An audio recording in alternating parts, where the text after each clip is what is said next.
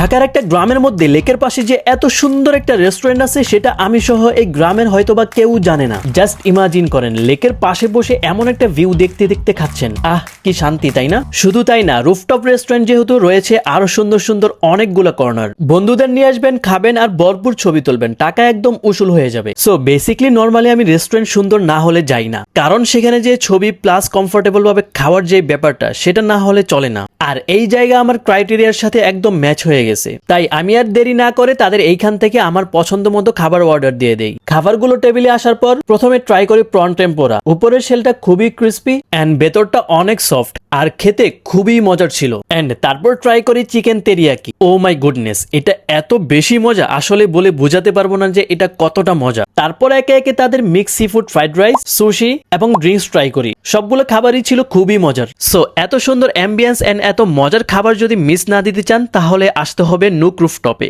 এটার লোকেশন হচ্ছে Uttara sector 3, lake drive road and high care হসপিটালের অপোজিটে। So that's all for today. Thanks for watching. Tata, take care, আল্লাহ হাফেজ।